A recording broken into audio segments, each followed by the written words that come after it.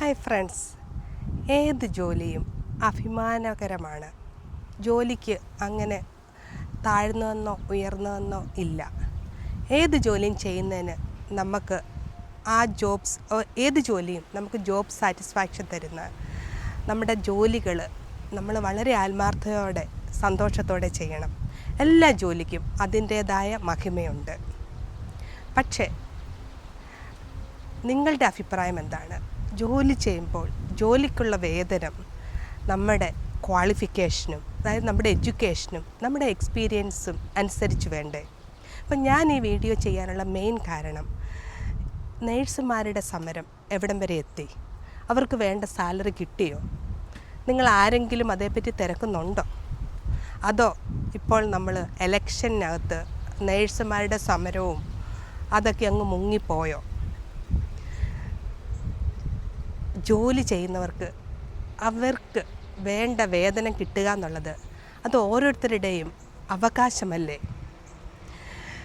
ഈ വീഡിയോ ഇടാനുള്ള മെയിനായിട്ടുള്ള കാരണം, ഈ ഇടയായിട്ട് ഞാനൊരു കമൻറ്റ് കണ്ട്, ഒരു നേഴ്സിന് 30,000 രൂപ ഒന്നുമല്ല, അതുകൊണ്ട് ജീവിക്കാൻ പറ്റത്തില്ല എന്ന് തുറന്നു പറഞ്ഞപ്പോൾ പല നെഗറ്റീവ് കമൻറ്റുകളും അതിൻ്റെ താഴെ ഞാൻ കണ്ടു.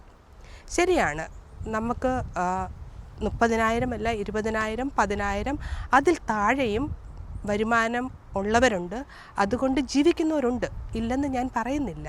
പക്ഷേ ഒരു നേഴ്സ് എന്തുകൊണ്ടാണ് 40,000 രൂപ എങ്കിലും ശമ്പളം വേണമെന്ന് പറയുന്നത്?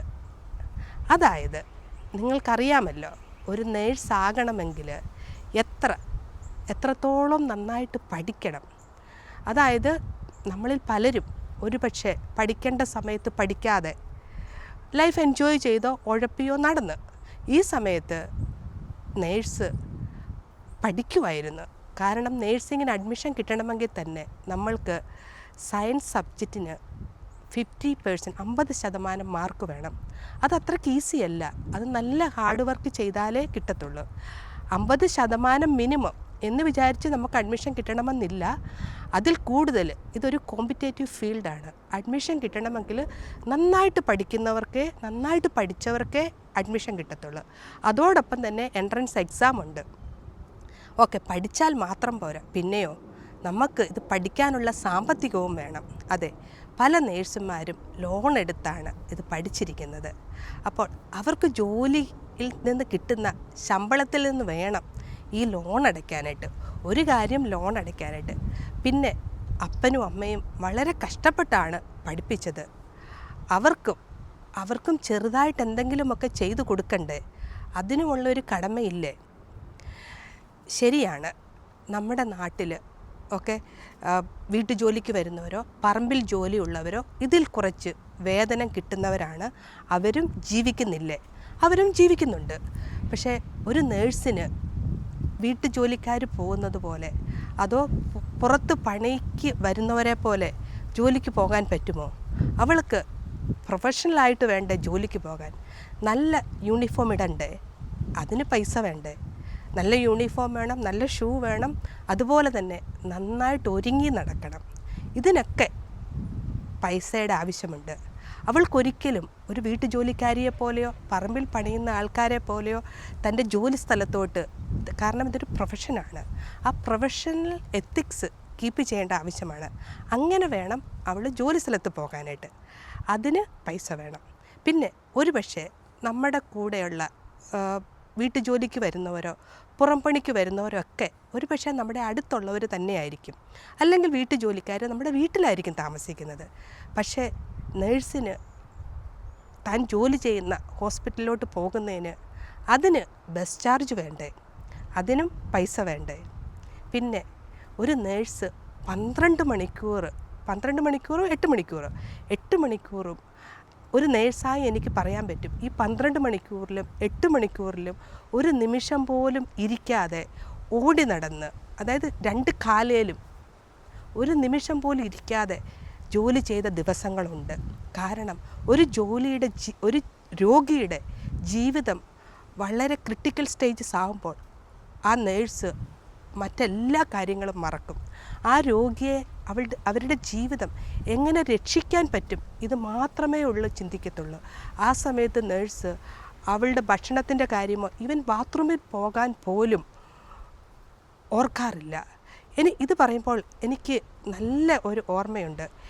ഞാൻ എൻ്റെ ഒരു ഫ്രണ്ടിനോട് ചോദിച്ചു, അവൾ കോവിഡ് വാർഡിൽ വർക്ക് ചെയ്യുന്ന സമയത്താണ്.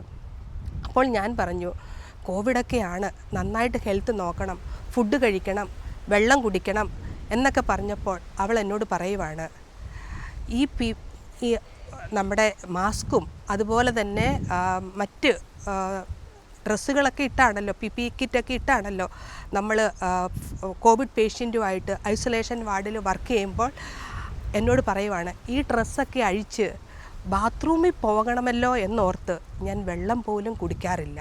കാരണം അത്രയോ സമയമെടുക്കും ഇതെല്ലാം ഊരി ബാത്റൂമിൽ പോകണമെങ്കിൽ. അപ്പം വെള്ളവും ഭക്ഷണവും കഴിക്കാതിരുന്നാൽ ഇതൊന്നും ചെയ്യണ്ടല്ലോ, രോഗികളെ ഇവിടെ നിന്ന് നോക്കാമല്ലോ എന്ന്.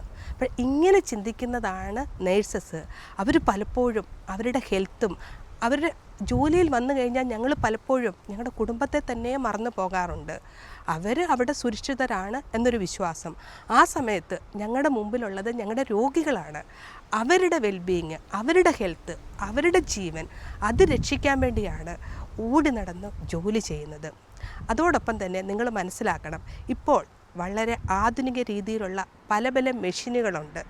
ഇതൊക്കെ നന്നായിട്ട് വർക്ക് ചെയ്യണമെങ്കിൽ, അതെല്ലാം നന്നായിട്ട് ഓപ്പറേറ്റ് ചെയ്യണമെങ്കിൽ അത് നേഴ്സിൻ്റെ കൈകളിൽ കൂടിയാണ് നടക്കുന്നത്. ഇതൊക്കെ ഓപ്പറേറ്റ് ചെയ്യണമെങ്കിൽ നേഴ്സ് നല്ല ഷാർപ്പായിട്ടിരിക്കണം. അതായത് ഫിസിക്കലി, മെൻ്റലി, ഇമോഷണലി ഹെൽത്തി ആയിരിക്കണം. നല്ല ആരോഗ്യം വേണം. അതുപോലെ തന്നെ പല രോഗികളും ചിലപ്പോൾ സ്ട്രോക്ക് വന്ന രോഗികളായിരിക്കാം, അനങ്ങാൻ വയ്യാത്ത രോഗികളായിരിക്കാം. ഇവരെയൊക്കെ തിരിച്ചും മറിച്ചും കിടത്തേണ്ടതും ഔട്ട് ഓഫ് ബെഡ് ചെയ്യേണ്ടതും ഇങ്ങനെ പല കാര്യങ്ങൾ. അതായത് നേഴ്സിന് അവളുടെ ഫിസിക്കൽ ഹെൽത്തും വേണം, അതുപോലെ തന്നെ അവരുടെ ബ്രെയിനും എപ്പോഴും ഷാർപ്പായിരിക്കണം. ഇതിനൊക്കെ നല്ല ഫുഡിൻ്റെ ആവശ്യമുണ്ട്, ഇതിനും പൈസ വേണം.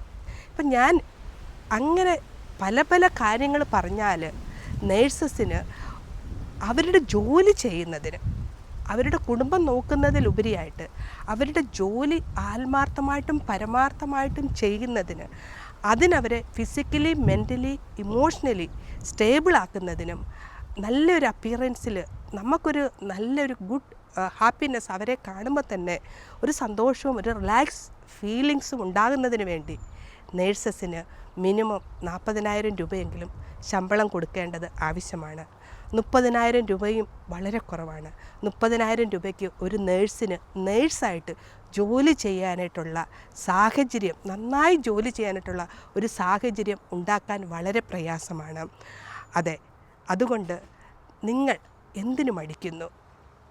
നാട്ടുകാരെ, കൂട്ടുകാരെ, നിങ്ങളെല്ലാവരും ഒരുമിച്ച് ചേർന്ന് നിങ്ങൾ ഓർക്കണം, ഒരു ജനനവും മരണവും അതുപോലെ തന്നെ നമ്മുടെ ജീവിതത്തിലെ പല പല ക്രിട്ടിക്കൽ സ്റ്റേജസും ഒരു കൈകളിൽ കൂടിയാണ് കടന്നു പോകുന്നത്. അപ്പോൾ ആ സമയത്താണ് നമ്മൾക്ക് ഏറ്റവും അധികം പരിചരണം വേണ്ടത്. നമ്മുടെ ഫാമിലി ഒരുപക്ഷെ നമ്മുടെ അടുക്കൽ കാണത്തില്ലായിരിക്കും, നമ്മുടെ കൂട്ടുകാർ നമ്മുടെ അടുക്കൽ കാണത്തില്ലായിരിക്കും. ആ സമയത്ത് ഒരു നേഴ്സാണ് നമ്മളെ ടേക്ക് കെയർ ചെയ്യാൻ നമ്മുടെ അടുക്കലുള്ളത്. അപ്പോൾ ആ നേഴ്സിന് ഒരു മിനിമം വേതനം കൊടുക്കുക എന്നുള്ളത് നമ്മുടെയും കൂടി ഒരു കടമയല്ലേ? അതെ, ഈ സമയത്ത്, ഈ ഇലക്ഷൻ്റെ സമയത്ത് നിങ്ങൾ നല്ല അറിവും വിദ്യാഭ്യാസവും കഴിവും ലീഡർഷിപ്പ് ക്വാളിറ്റിയുമുള്ള നല്ല നേതാക്കളെ തിരഞ്ഞെടുക്കൂ. ഇതിന് മതവും രാഷ്ട്രീയവും മറ്റ് പല ബാഹ്യ പ്രേരണകളും അതോടുകൂടി നിങ്ങൾ ഒരിക്കലും ആരെയും സെലക്ട് ചെയ്യരുത്.